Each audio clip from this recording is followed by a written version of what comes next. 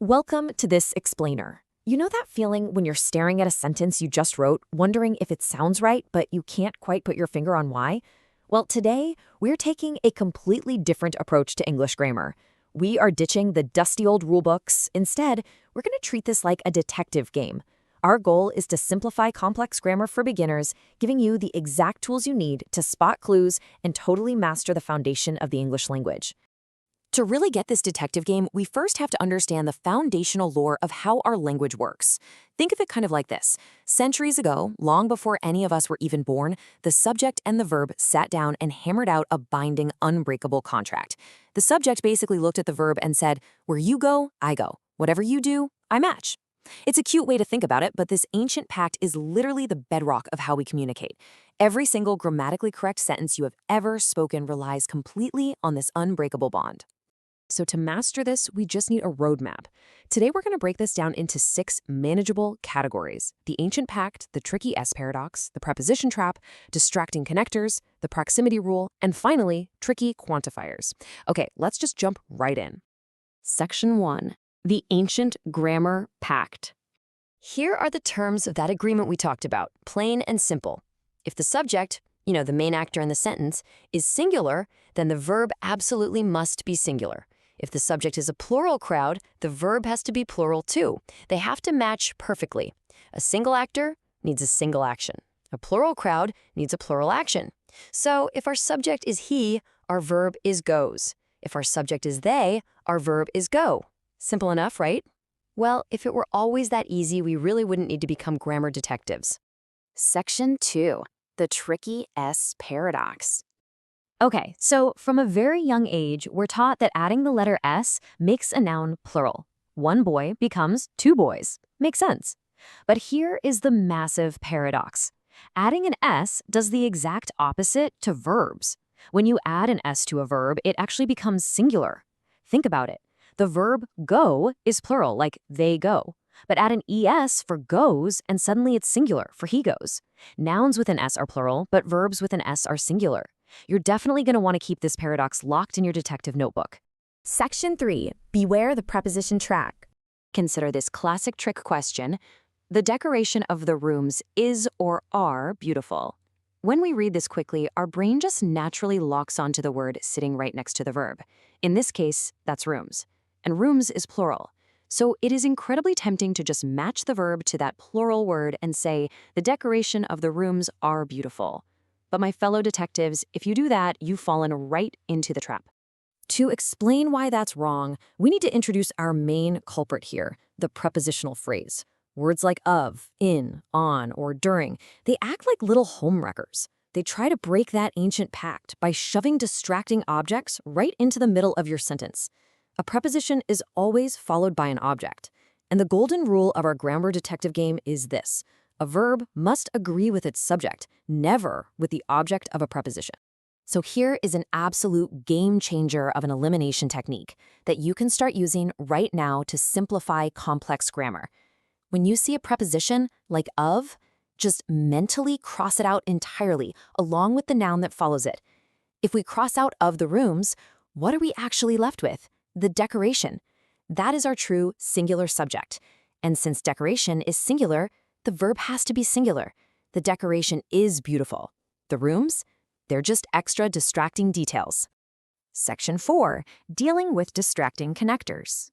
Now, the really crucial thing to remember is that not all connecting words act like the word and. If I say Ram and his friends, obviously we have a plural group. But when you run into specific connectors like as well as, along with, or with, the ancient pact actually ignores those tag-along nouns. The rule is absolute. You must strictly focus on the very first subject mentioned. Everything that comes after these specific connectors is literally just a distraction.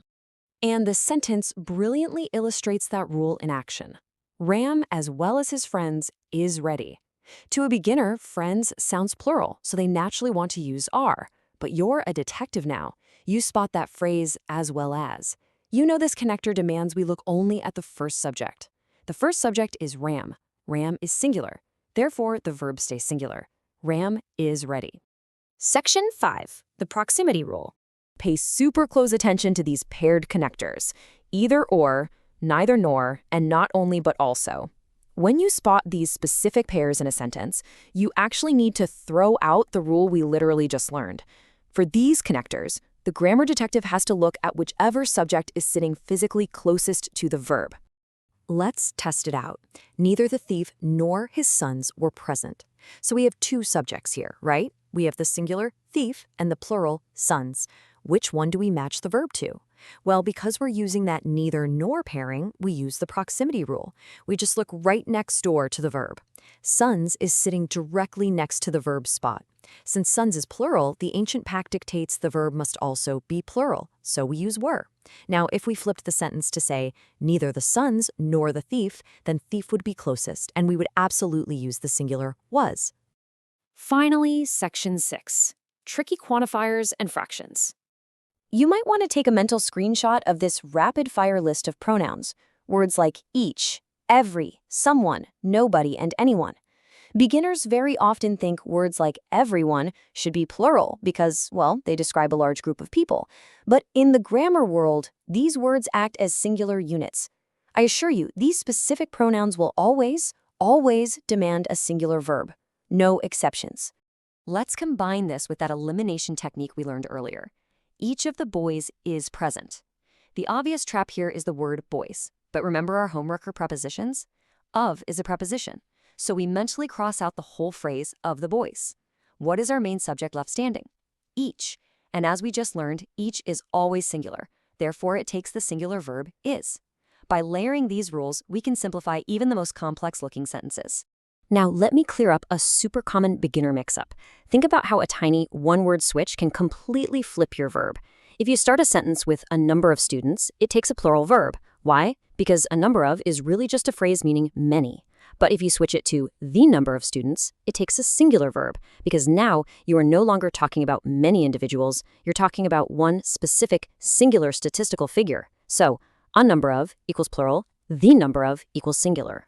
Last but not least, let's talk about fractions. Fractions are the rare exception where our preposition crossing out rule doesn't quite work. That's because a fraction isn't a standalone object. It totally depends on what it's a fraction of. A fraction of a singular object is singular. If you say 1/3 of the pillar, you're talking about one chunk of a single pillar, so the verb is singular. But a fraction of a plural group is plural. 1/3 of the pillars means you have many pillars and you're taking a group of them, so the verb are plural. All right, detectives, you have your roadmap, you have your rules. I want to challenge you with a final, boss-level test of your newly acquired skills. Listen to this massive, distracting sentence. One of the most important elements in every organization is or are what verb goes there. Can you spot the true subject hiding behind all those illusions? Take a second. Let's triumphantly slice right through all that fluff using everything we've covered today. This sentence is packed with prepositions. Of is a preposition, so we immediately cross out of the most important elements.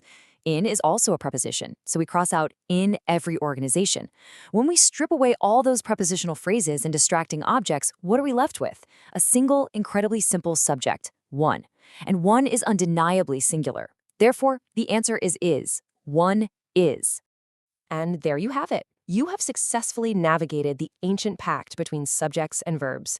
By identifying prepositions, mastering those sneaky connectors, and recognizing tricky quantifiers, you aren't just memorizing rules anymore. You are actually decoding the language to write flawless emails, essays, and reports. So I leave you with a question to think about.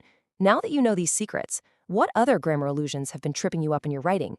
Keep analyzing, keep investigating, and I'll catch you in the next explainer.